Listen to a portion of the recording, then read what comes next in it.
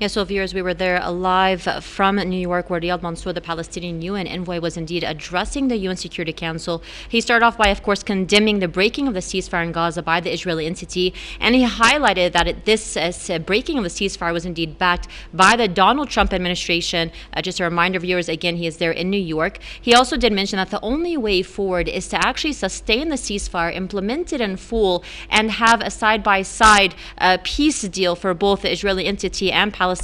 And at the end, he called for an immediate action to avoid the starvation of the Palestinians and an end to the genocide by the entity. Well, with that, viewers, we're actually going to go back live to our correspondent, Abu Bakr Abid, joining us there from Deir al-Balah, and of course, our guest from Belfast, Mr. Fra Hughes, journalist, author, and activist. Thank you, gentlemen, very much for being patient. Abu Bakr, I'm going to start with you. As we have been hearing just now from the UN Security Council and all day today, people have been saying that they have been horrified by the scenes that they saw, and they have been calling to help reduce the suffering of the Palestinians. But seriously, I mean, what can be done other than simply stopping the genocide by the Israeli entity? There must be a very huge pressure on Israel to make sure that the ceasefire can hold. But other than that, as we are just seeing condemnation and strong words from just mediators and all of those who are trying to pretend or masquerade as a humanitarians helping the Palestinians, we're not going to see any changes on the ground. And this is what actually has happened. And since the attacks started today at 2 in the morning, the mediators, the American army, the Egyptian and Qatari army, who were surrounding the Nazarene corridor, withdrew completely. So when you talk about the mediators, we're talking about quite fragile attempts to make sure that this ceasefire can hold. And that has taken a very, very heavy toll on the Palestinians. So the ceasefire that has been going for more than 42 days, it hasn't been a ceasefire. We've been fooled. The world has been fooled by so-called ceasefire, because even during the ceasefire, Israel has killed 150. Now, in just 10 hours, 12 hours exactly, Israel has killed nearly triple that. We're talking about more than 450 people have been killed. We have 174 children murdered and 89 women. The rest are men and elderly. So this is that is coming from Dr. Zaid al-Haidi, director of the Center of Information at the Gaza Health Ministry, as we have been hearing from him, we've been hearing from other sources. And the recent waves of attacks have hit multiple areas across Gaza, starting here from Deir al-Balah, in the northern parts of Deir al-Balah, where I am at the moment. Is a drone strike hit a group of civilians, killing one and wounding 4 others. So the scenes from the very early morning, from dawn, as people were harshly awakened, have just been chaotic, filled with blood and tears for mothers and for families. We're talking about families, 6 families at least, that have been wiped out here in Deir al-Balah. At least 2, Miss Mahan's Loot family. More than 20 people have been killed since the morning only in Deir al-Balah, as it was the first place hit by the Israeli warplanes. And that hasn't even stopped, because we've been hearing gunfire all across central Gaza's eastern parts, particularly in Deir al-Balah. We've been hearing the shells across the seashores, and that hasn't even stopped. So there hasn't been a noticeable reduction of these attacks by the Israeli army, and we don't know what is going to happen next. But of course, attacks haven't stopped. And even in Khan Yunis, we are hearing from local reports that 2 separate strikes have hit people, a car and a group of civilians, killing more than 3 and injuring around 5. Yes, well, Mr. Hughes, I'm going to come over to you. I mean, our correspondent Abu Bakr gave us actually a very detailed explanation or description of how the situation was there in Gaza during the early hours of this bombing. Now, he did mention that this so-called ceasefire, and we have heard of it described this way as a so-called ceasefire. Before the ceasefire even started, people started calling it fragile and so-called. And the way it started, the way it was expected to be fragile, but only lasting for one phase and ending in this way with this harrowing escalation, the way we did see, with bodies all over hospital floors, with entire families wiped out in the early hours of the morning. I mean, did you expect it to happen this way? Not necessarily, to be honest. I think not everyone, a lot of people believed that this would be the way Israel would eventually end the ceasefire. I think there are a couple of fundamental things people must really take on board. The first thing is, Israel doesn't want peace. It's never wanted peace. What it wants is every piece of Palestine.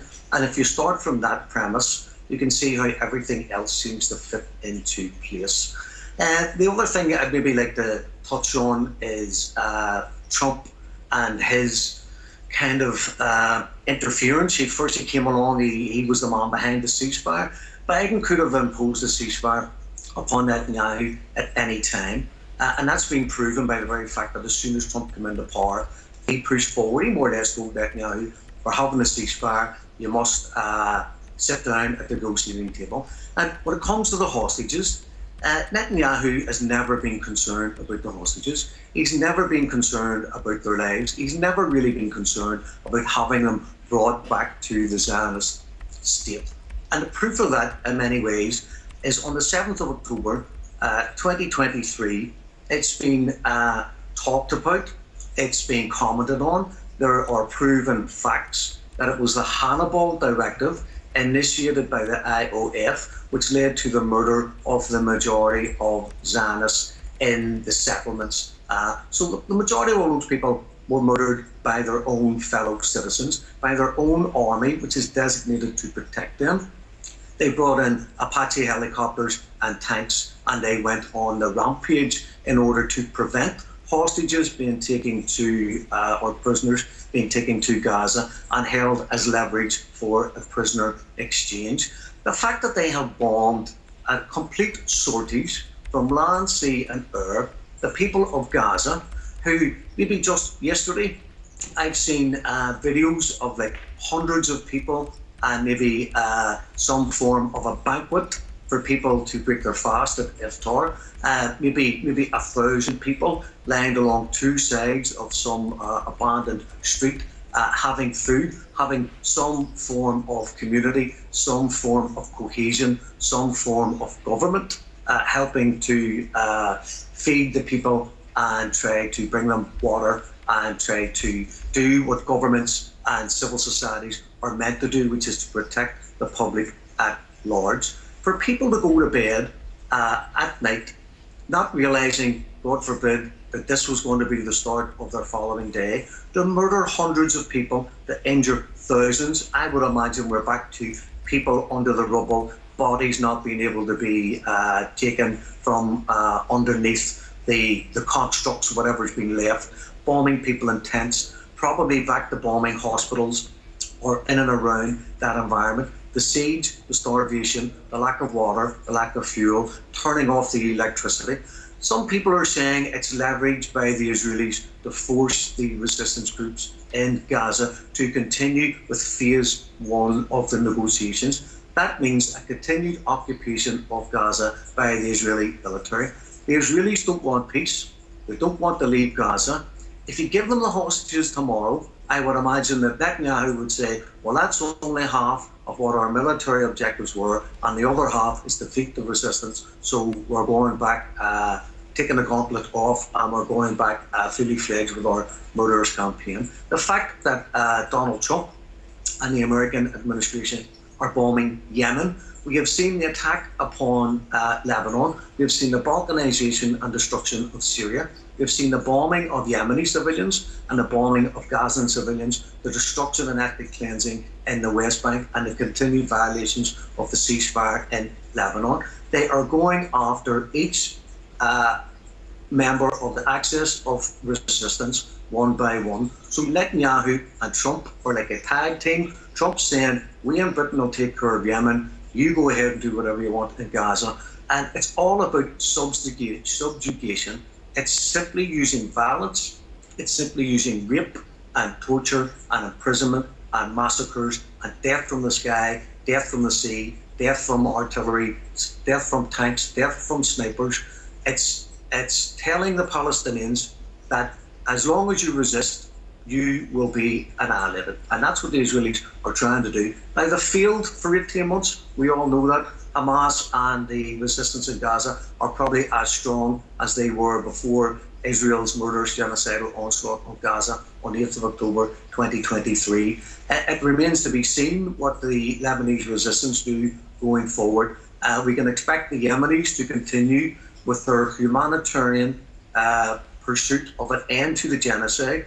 which I believe is under international law, that every individual, organisation, society and government should do everything within their power to prevent the genocide. And just kind of in conclusion, if you think that all the people involved in these murderous campaigns upon the people of West Asia are white, Anglo-Saxon, European, Christians and Jews, then you must realise that the life of people in West Asia who are not Jewish, who are not Zionist and who are not European whites, that they are, their lives have lesser value and they can be dispensed with at any time, which is what we're witnessing.